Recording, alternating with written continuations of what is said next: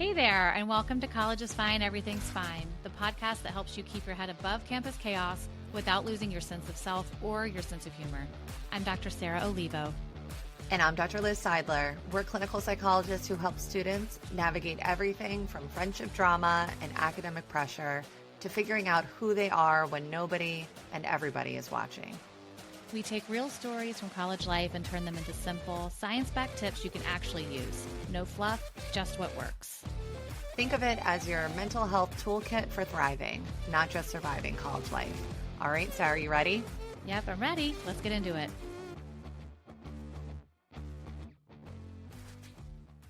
Hey, listeners, I feel like I have full disclosure. I do need to talk about how we really were resilient in the face of a lot of technology issues getting here today. But here we are. And maybe it's like analogous to one of the biggest issues. I work with predominantly college students in clinical practice. Sarah and I recently did a talk for graduating seniors at a high school and interviewed a lot of college students there. And one of their biggest regrets, they were juniors and seniors, was underutilizing professors, both the relationship with professors as well as utilizing them for support when they're struggling within a class.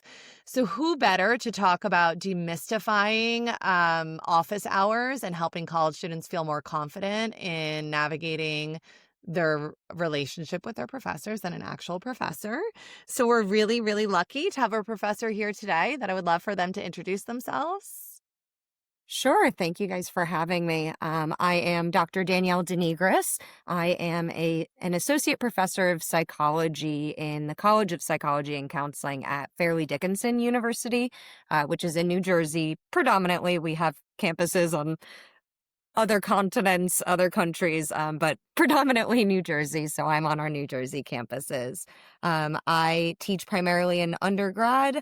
I teach everything from our intro psych course to our upper level courses. So, I see the full gamut of 4-year, college students, including transfer students from a lot of our surrounding community colleges who are coming in, kind of midway through that 4-year degree. So I'm excited to be here. Love talking about how students can kind of get the most out of their college education, regardless of whether they go into psychology or my area or not. Really just ensuring students are kind of getting set for the world after college and the rest of their lives, really.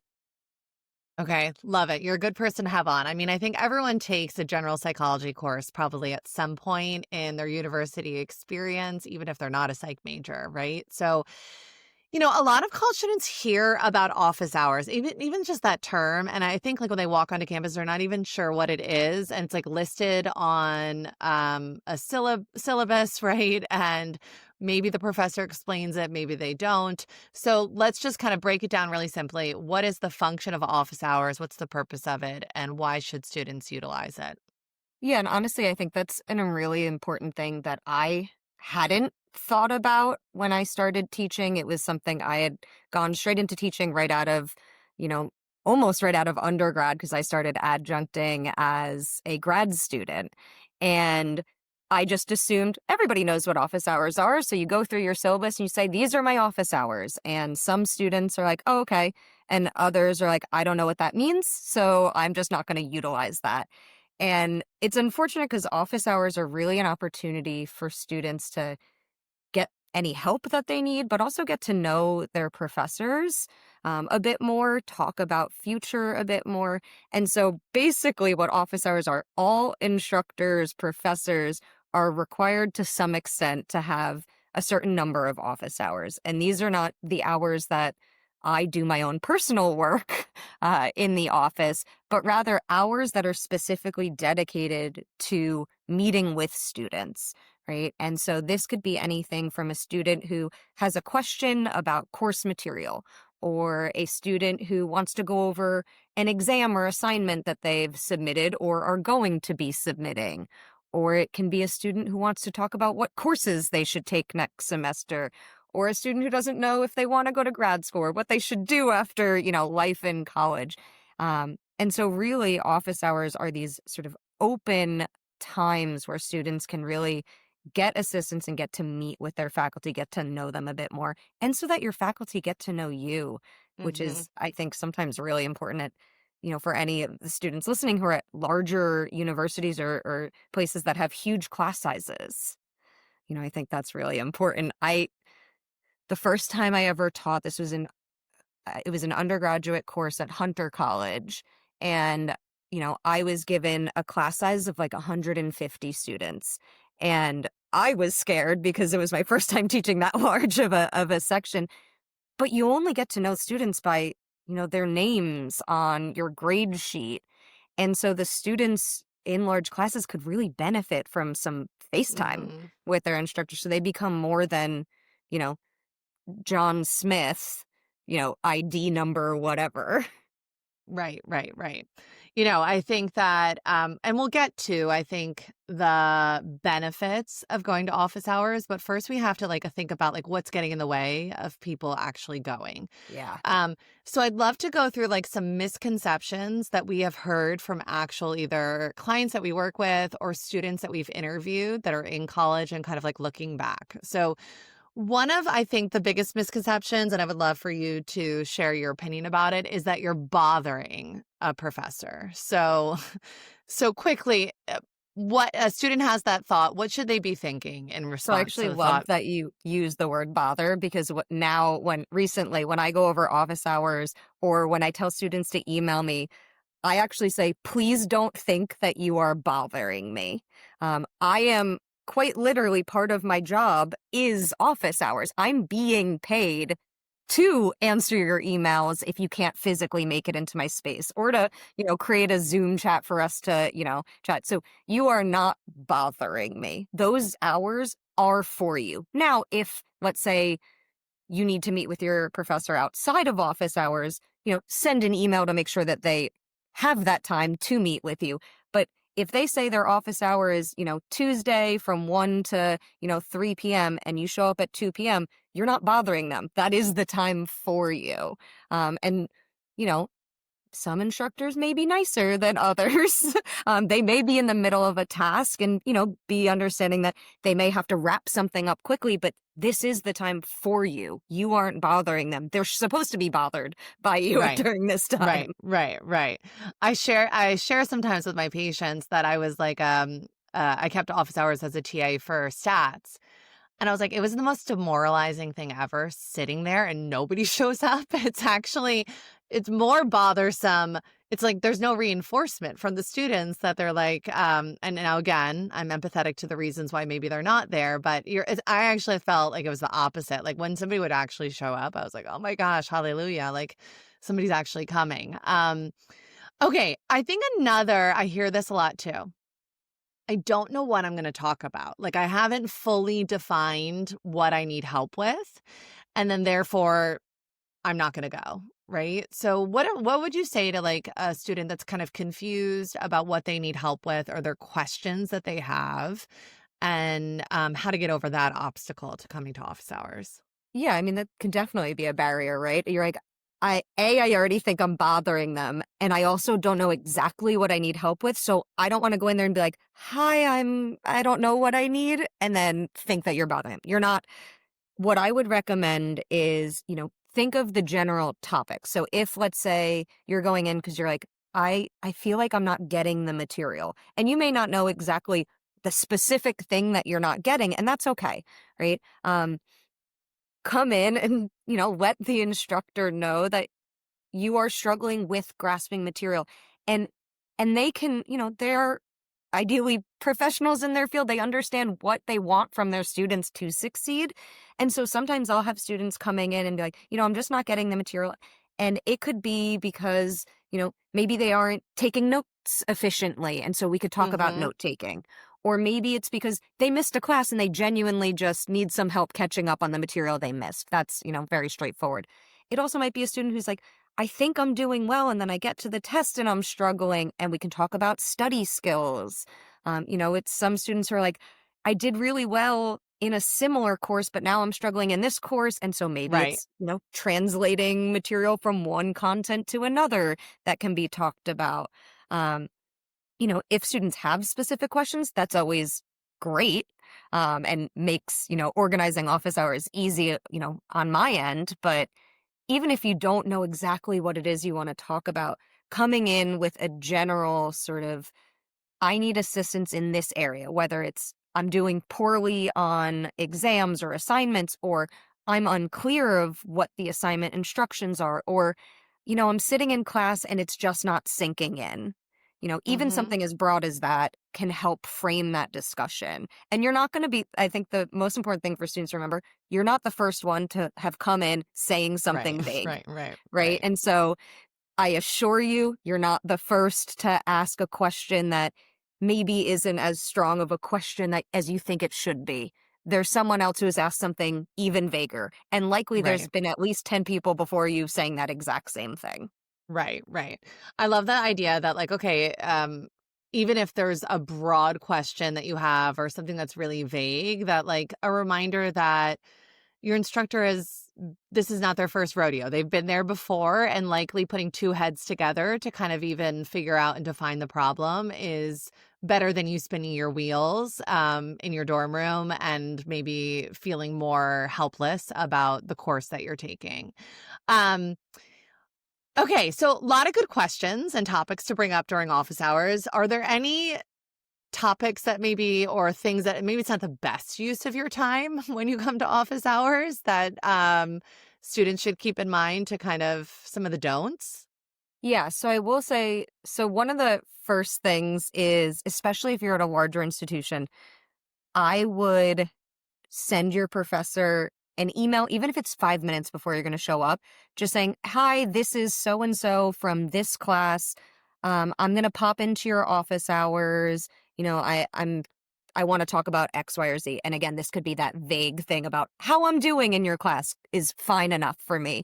That way, it gives your instructor a little like prep time. So if I can pull up someone's grades in the class, I can have that part of my LMS system open already, so I could see how they're doing. Or I can pull out their physical exams if that's what they want to do, so we're hitting the ground running kind of when we're going. So a little heads up, especially if you're in a large class and your instructor may not know your face immediately. Right. I'm thinking of like my 150 200 person classroom. I'm like, I recognize you from being in my classroom. I cannot put your face to your name. To your name, So right. that's helpful.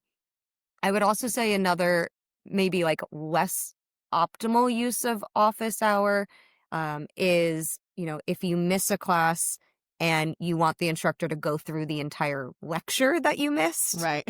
that would be, that's not what office hours are. However, what office hours are for you to have gone through either a classmate's notes or the textbook or the lecture slides, whatever you have, and then coming in with specific questions of, Questions, right. I missed class, I went through this on my own, but I'm really confused about, this topic. Would you mind going over that, giving some examples again? Mm-hmm. Um, and that is a better way of getting at it than, Way. "Hi, I Yeah. missed class last week. Can you teach me the class?" Mm-hmm. There's likely not time to do that. To reteach it for them. I totally get it.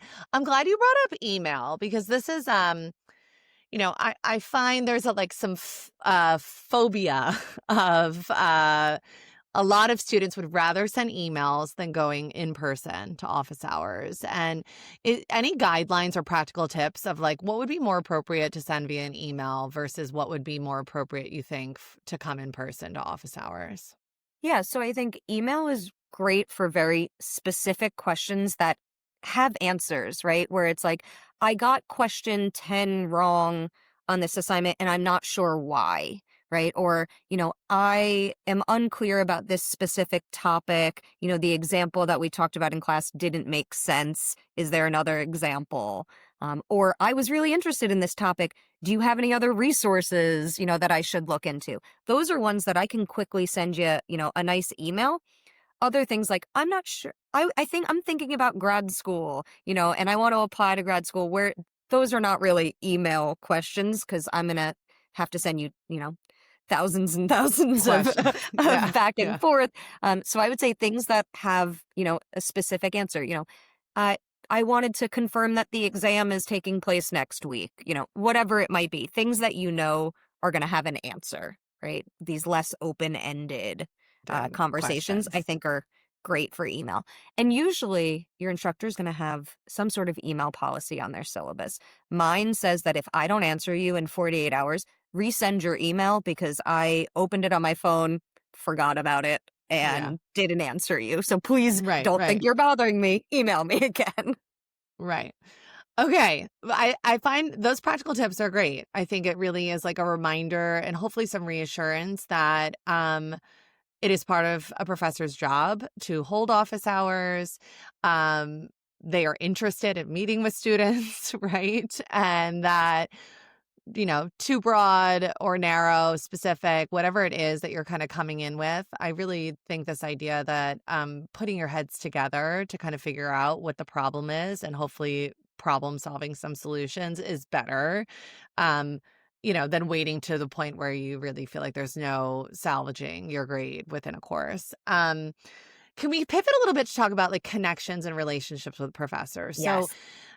I one of the female students that we kind of interviewed at the end of last year, she was saying like she got to the end, she's had just graduated from college, and she's like, I didn't have like one meaningful connection with a professor. And now I'm in a position where I'm applying to jobs or to grad school.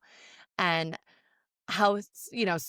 the difference between high school, right, Right. where you see the same person every day, there's a level of accountability and familiarity. And, this student was at a larger university, and there was less intimacy like Right. between, um, her and her professors. And she said she really regretted, that she didn't work harder on forming, stronger relationships and mentorships with professors. So maybe you could speak a little bit about like how you view yourself as a professor and your role in that, and why that might be important for, freshman students or even, upperclassmen to kind of think about in their time on campus. Yeah. So, you know, you mentioned the idea of like I'm applying to either grad school or to jobs and I need these like references and I have no one to put down. And I think that's a really important part of office hours where those can work to your advantage, right? Where you can chat with your faculty about, you know, your goals, your ideas. And this doesn't have to be something that, you know, you have to start your freshman year, right? You're not expected when you come into college to know what you want to do with your life. I didn't know what I wanted to do with my life until the end of my senior year. So it's okay to not know that and to be a little, vague in your questions and things. But you can broach that subject with just, I'm interested in, other classes in this discipline. And it doesn't even have to be, ideally it's in your major, right? But, any faculty that you find interesting. If you're sitting Mhm. in the classroom and you're like, this person is engaging, I like the way they teach, I'm interested in the topic. Faculty love to hear that, first off. Um, and so starting those relationships are really important to then build on those. So you have someone who, even if you're not in their class the next semester, you can go to as a resource. And so I think that that's also one of the misconceptions is that, the office hours are only for class, right? And once class is done, that professor is no longer, obligated to meet with you to do office hours are I am paid to be in my office to meet with any student that wants to come in to chat with me about anything during that time. And so that can be particularly helpful. And even just conversations of, hi, I'm a freshman, this is my first semester in college, I'm a little unclear about expectations. I'd love to pick your brain about some things that you think I should know about, I don't know, the philosophy major, the psychology major, that can be helpful for me. And that's something that's going to set you up for success, right? And it's also going to start that relationship where now that person knows that you care, knows that you're concerned.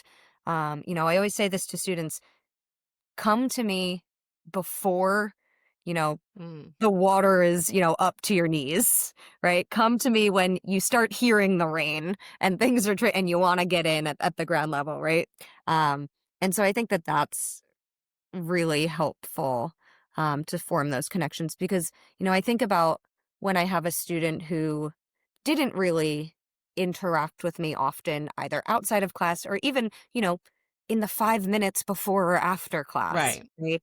And they ask for a letter of recommendation. And the best I can write is, this is how they performed on exams. This is how they performed, on assessments. They graduated with this GPA. They took these classes.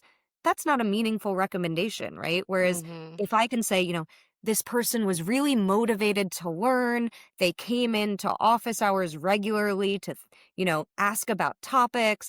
They were really critically thinking about course material. These are things that I can put into a letter that, when you're applying to, I think about in terms of grad school, because I read grad school admission letters, you know, those are the things that are meaningful. Because I'm like, okay, this is what's gonna set somebody apart from the same GPA person, theirs. That, hey, this person built those relationships.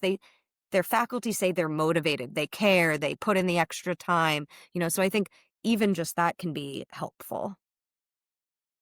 Yeah, I think that's something that, you are on this treadmill to like get to college, right? And it's like this Mhm. like really fast-paced thing, and then you get there and you forget about a lot of things that you did likely that helped you be successful, let's say in high school. And one of those things I really and think about just in terms of just wellness in general is this like community aspect and really integrating yourself within the community. And I think there's so much anxiety about making friends, right? That a lot of college students don't zoom out and see that there is a lot of people besides same age peers on a college campus that can really help your adjustment to school as well as make your time there meaningful. I'd love to hear, like, aside from helping, I'm assuming you're in this profession because you care about education, you care about what you're teaching, you like, this age group, but like, what do you enjoy out of the one-on-one conversations as a professor when you're meeting with students? Honestly, I like getting to know the students themselves, and I think to be honest, it helps me frame my lectures moving forward. It helps me, you know who to reach out. Like, if I get a student who comes into office hours because they're like, I'm struggling right now because I had to take on a second job to pay bills or something, or, my mom's in the hospital or things like this, which is also another great use of office hours, right? To talk about these things, with your professors so that they know, that you're going through something, so that they know to maybe reach out a bit more if you are forgetting to submit things, right? But so I like knowing that because then I know, if, John Smith, I'm going to keep saying John Smith, I guess, in the Pocahontas mindset. Um, if this student keeps, they tell me that they had to take on a second job and I notice that they didn't submit an assignment on time. I know that it's not because they just didn't care about the assignment. Not that Right. I assume that of my students anyway, but, I can reach out and be like, hey, John, like, notice that you didn't submit that assignment.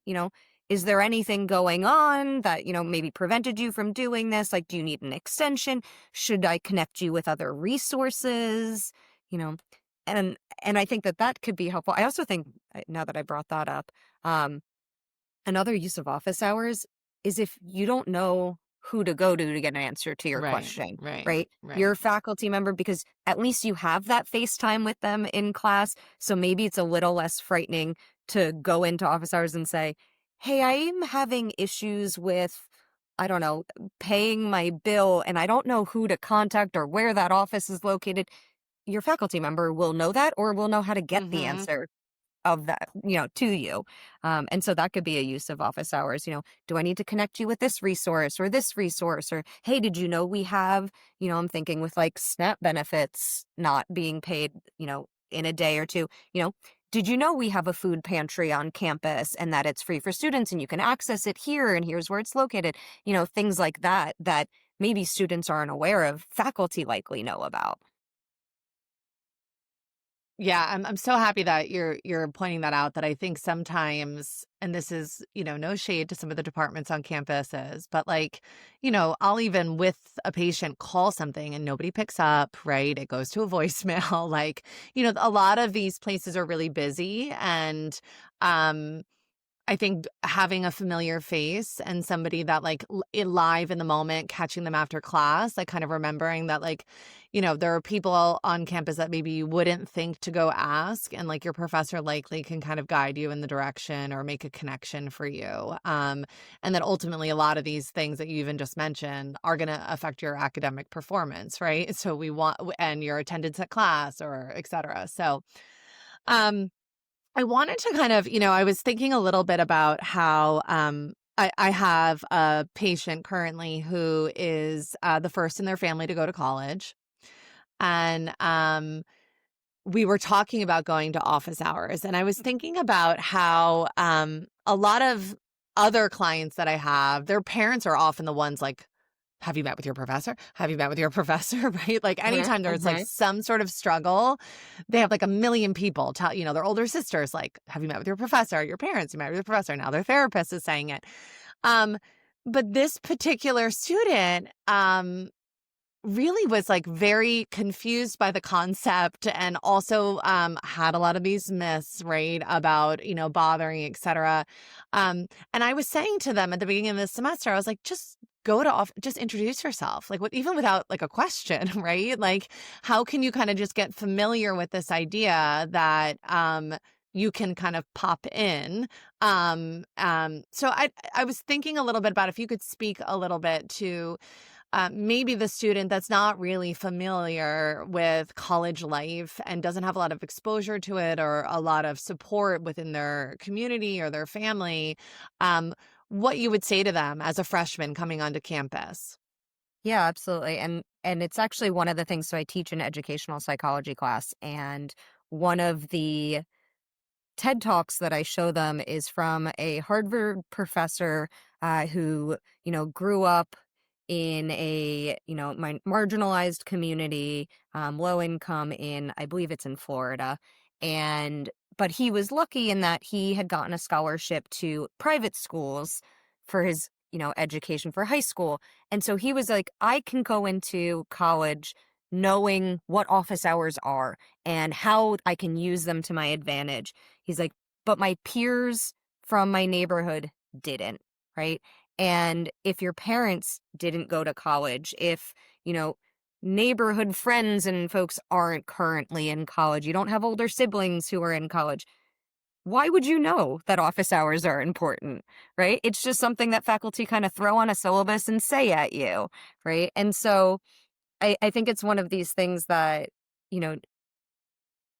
faculty teaching sort of like those like first semester courses need to be mindful of, but that students, if I'm a first generation student, or this is, I don't have assistants regardless of who you are, I would approach office hours as simply, start with the introduction, right? As you mentioned, hi, I'm Danielle DeNigris. I'm in your Gen Psych class. I just wanted to introduce myself. This is my first semester here, and I'm really excited to learn about psychology, either because maybe you're want to be a psychologist, or you're a psych major, or you're like, I'm in the nursing program, and, I'm really excited to learn about psychology and how, that might apply to nursing, right? So I just wanted to, even if it's just a 5-minute conversation of, I just wanted to introduce myself, put, my face in your mind, right?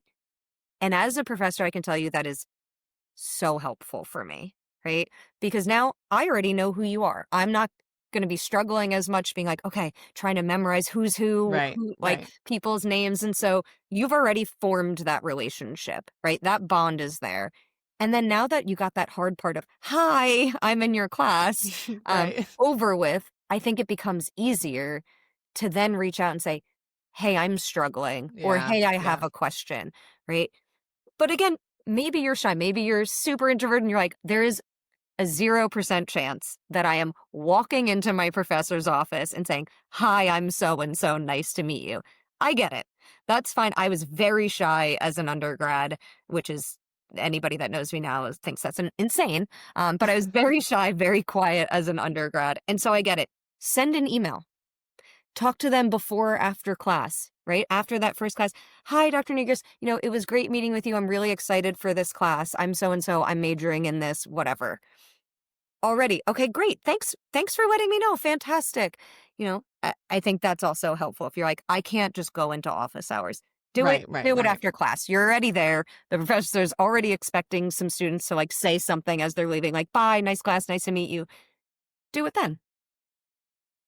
I think that's a really good tip to not wait till there's like a 5-alarm fire when you're already anxious to meet with them, and that's also when you're introducing yourself to them. So, and that who knows, like that you might be fine for the whole rest of the semester and like never need to go to office hours, and really maybe don't feel like that's the professor that you want to kind of form a connection with, but at least you get this practice of relationship building and initiation with a professor, where I think this like authority student dynamic makes them very worried and nervous. Yeah. Okay. Well, can I just add one more? Yeah. Yeah. So I'm going to pull in research just slightly. The research on office hours is a little mixed, just because obviously colleges are different. Are you talking about a 4-year or a 2-year, right? Regions are different. Disciplines are different. Sizes of schools are different, right? So it's a little hard to get like a general consensus of like office hours lead to X, Y, or Z.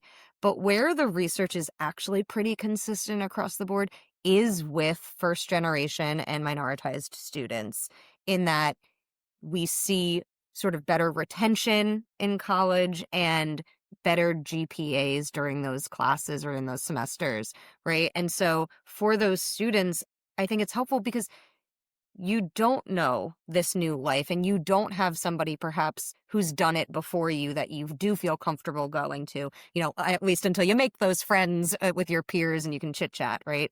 Mm-hmm. But so having that person and that relationship where you're like, okay, I feel comfortable enough going up to them. And you'll get a feel for that, right? We all know the personalities that we kind of mesh with best. And you'll get a feel for that as the semester kind of goes on. So if you do that introduction day one of like, hi, I'm so-and-so, great to be in your class, really looking forward to this semester. And then you can be like, okay, definitely not this professor.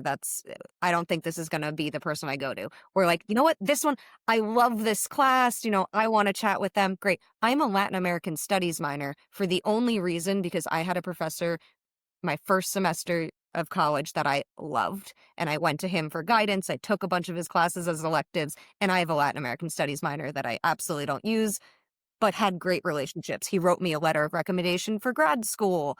We still are in touch to this day. And so it doesn't have to be the person in your major that you think is going to be the most helpful for that discipline. That person that you feel comfortable going to is going to end up being the most helpful. Mm-hmm.